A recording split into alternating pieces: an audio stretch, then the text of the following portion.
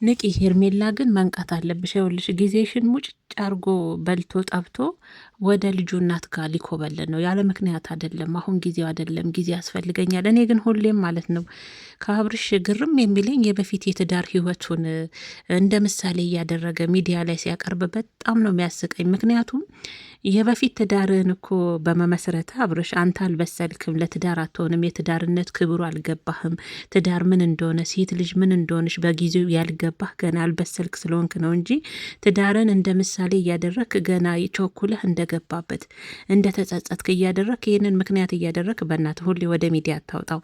ቢሆን ራሱ ሉልዬን የመሰለ ሩታዬን የመሰለ ሴት እግዚአብሔር ሰጥቶ ነበር። አያያዙን አልቻልክማ፣ በጊዜው አልበሰልክም፣ ገና ጥሬ ነበርክ፣ የትዳር ክቡርነቱ አልገባም ነበር። ትዳር ምንድን ነው? ሴት ልጅ ምንድና? ሴት ልጅ እንዴት ነው መከበር ያለባት አይደል? እነዚህ ነገሮች በጊዜው ገና ያልበሰልክ ስለሆንክ፣ በነገራችን ላይ አሁንም እኮ አብርሽ መብሰል ይቀረዋል። ሲቀጥል ደግሞ የበፊት ህይወት ይናል የሚያጸጽትና የሚያማርርና ወደ ሚዲያ ምሳሌ እየተደረገ የሚወጣ ነገር አይደለም። ለምን አትሉኝም? በገንዘብ የማይተመን በሄርሜላ የማተካው የልጅነት ሀብት ጤነኛ ልጅ እግዚአብሔር ሰጥቷል። የበፊት ህይወት እንደ ምሳሌ እያደረግ ለእኛ ሁሌ እየደጋገምክ አታቅርብልን።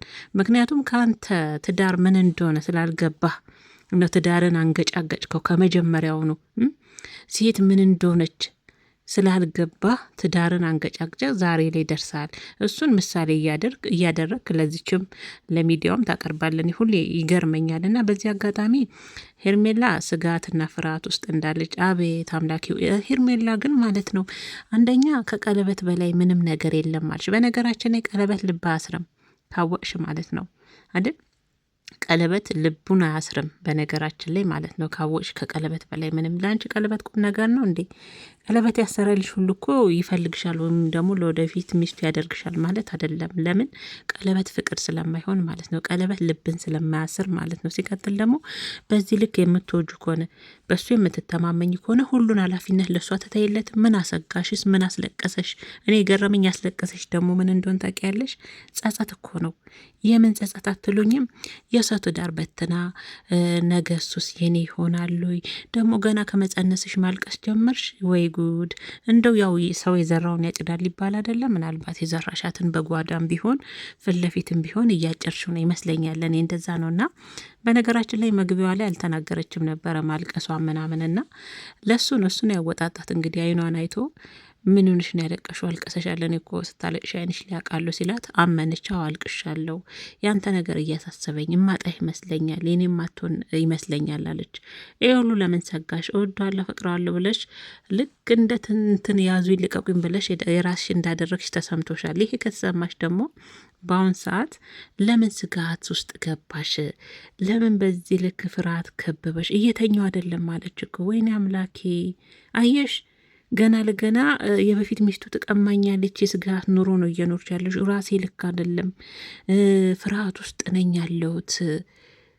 አብርሽ ነገ ከጎኔ ላይሆን ይችላል። ምናልባት ይመለሳል ወደዛ ነው አይደል? ወደ በፊት ህይወቱ ሊመለስ ይችላል፣ ሊከዳኝ ይችላል፣ ሊትሆኝ ይችላል። ይህ ሁሉ ፍርሃት ተደማምሮብሽ ነው ዛሬ ላይ ሽማግሌ ላክ ከቤተሰቦች ላስተዋውቅ። ግን አንቺ አታፍሪም? አሁን ሽማግሌ ሳይላክ ጸንሼ እንዲህ ብዬ እያልሽ አሁን የሴትነት ክብር ነው?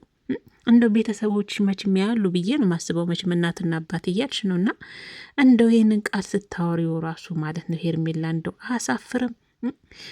ይሄ እሱ ራሱ አሁን ላይ ገና ነው እኮ አብርሽ ራሱ አሁን ላይ ሽማግሌ መላክ አይፈልግም ከቤተሰቦችሽ። አንቺ ደስ እንዲልሽ ብተዋወቅም ጥሩ ባይሆንም ችግር የለውም አልሻየሽ። ግን አንቺ ግን ምንም ሼም ሳይዝሽ ለቤተሰቦች ምንም ያህል ክብር ሳይሰማሽ ስለ ጽንስሽ ታወሪያለሽ። ሽማግሌ ያልተላከበት በነገራችን ላይ ጠብቂው። ከወለድሽ 4 ዓመት ወይም ደግሞ 3 ዓመት ልጅሽ ሲሆን ሽማግሌ ያን ይልክልሻል አብርሽ፣ አታስቢ። የ4 ዓመት ልጅ ይዛችሁ ትጋባላችሁ። ለዛ አይደል ያረገሽው? ሽምግልና ያልተላከበት ቤተሰብ ትውውቅ ያልተደረገበትም ከቤተሰብ ያልተቀላቀለ ልጅ ገና ለገና ወደ በፊት ሚስት ወደ ሩታ ይመለስብኛል፣ ይሄድብኛል። እነዚህ ሁሉ የፍራቻ ጥግ እንድታረግሽ ያደረገሽ አይደል? አሁንም አርግዘሽም እኮ አላመንሽም። አንቺም ያረገሽው በልጅ አስረዋለሁ ብለሽ ነበር ሳይፈልግ ያረገሽው።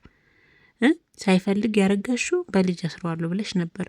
አሁን ደግሞ እንደተናገርሽም ያው ቤተሰብ አስተዋወቁት ማለት ሽምግልና ላከ ማለት በሱ አስረዋለሁ ብዬ አላሰብኩም። ግን አንዳንድ ነገሮች ምናምን አለች። ግን ከሽምግልናው ምናምን በቅድሚያ እኮ ማለት ነው ብዙ መቅደም የነበረባቸው ነገሮች ነበሩ።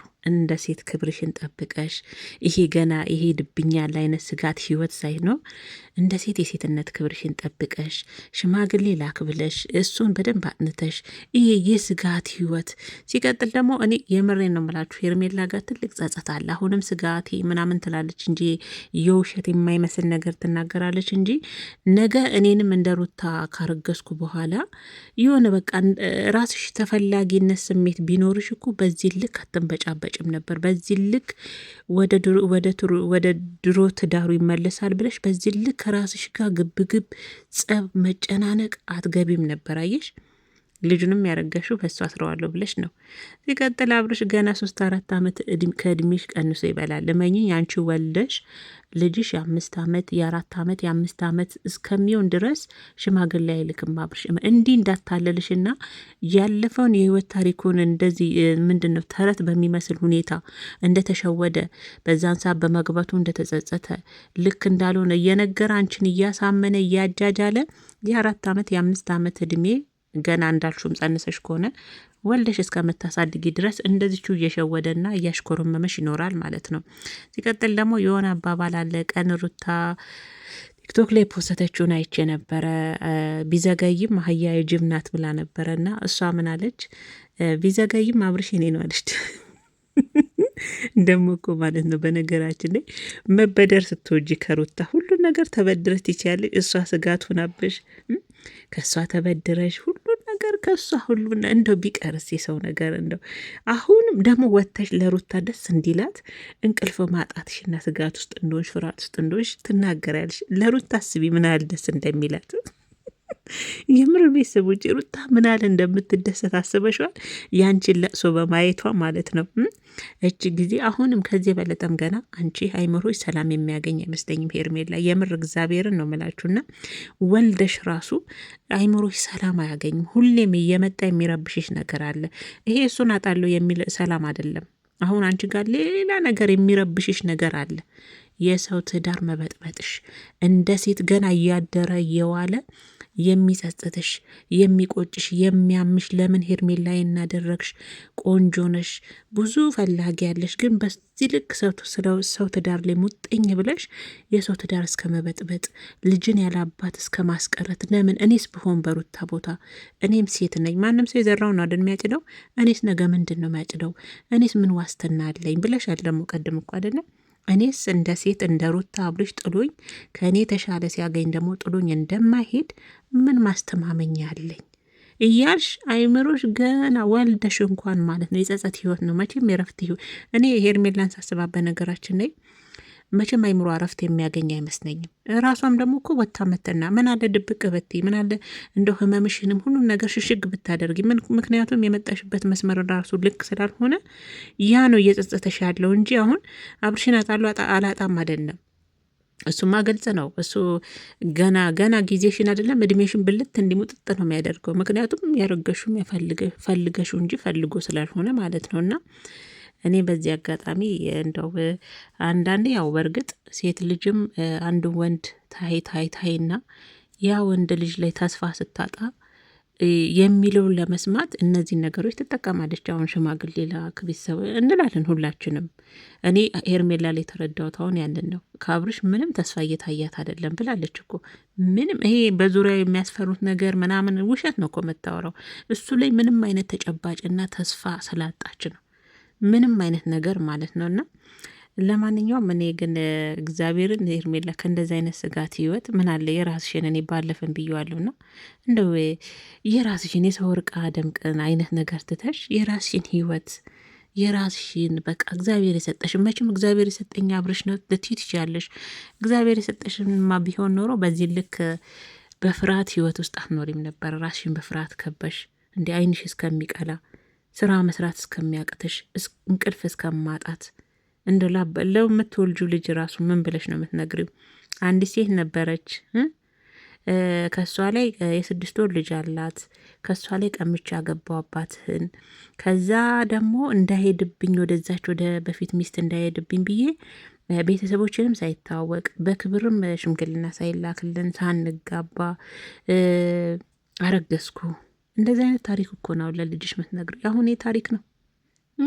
አንቺም እሱም ምንም የወራ ታሪክ የላችሁም ምንም።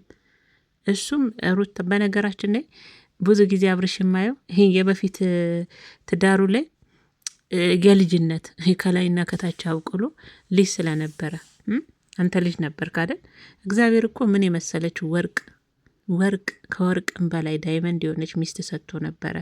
ግን አያያዙን በጊዜው አልቻልክበትም። ገና በጣም መብሰል ስለሚቀርህ በጊዜው ትዳር ምን እንደሆነ፣ ሴትን ልጅ ማክበር እንዴት እንደሆነ፣ ትዳርን መያዝ እንዴት እንደሆነ ስላላወቅክ እንጂ ሁሌም ሩታን ምሳሌ እያደረግ የገባህበት ህይወት ላይ እንደተጸጸትክ፣ ልጅ እንደነበርክ፣ እድሜክ ገና እንደሆነ ምንድን ነው አንተ። እኛ እናቶቻችን በስንት ዓመታቸው ነው ያገቡት? ግን አይምሮ ይጠይቃል ለትዳር አይምሮ ይጠይቃል። አልበሳ አንተ አሁንም አልበሰልክም እንኳን ያኔ። እና ለማንኛውም ማለት ነው ሄርሜላ፣ እኔ ምለው በቃ አንቺ እድሜሽን በሙሉ እንደዚህ ነው የምትኖሪው። እንደዚህ ወልደሽ ራሱን እረፍት ያለው እንቅልፍ መተኛ አይመስለኝም። እንደው ይቅርታ ቤተሰቦች፣ የሰው የዘረፈ ሰው መቼም ቢሆን ውስጡ ሰላም አግኝቶ አያውቅም። መቼም ቢሆን ማለት ነው። እና እኔ ሳስብሽ መቼም እኔ እንጃ የአይምሮች ሰላም እንዴ! የሰው ልጅ እኮ ዋና አይምሮ ነጻ ሲሆን ነው ከምንም በላይ። የምን አይምሮአችሁ ሰላም ሲሆን ነጻ ሲሆን፣ ይሄ የሚሆነው ደግሞ የሰው ንብረት ባለመውሰድ ነው። አንቺ የሰው ንብረት ስለቀማሽ መቼም ሰላም አታገኝምና ለማንኛውም ያልተቀበላትም ግን ያው ጊዜ ፈልጋለው ነበር ያላት። አልበሰለማ፣ ገና መብሰል አለብን እኔና አንቺ መተማመን። አታምኘኝም ወይ ቅብጥስዬ ምናምን ነቃል አደለ እትት ሲላት ነበርና ደግሞ በዚህ አጋጣሚ ዝቅ አድርገው እንትኑናለች ጨዋታ ልጀምሩ ነው።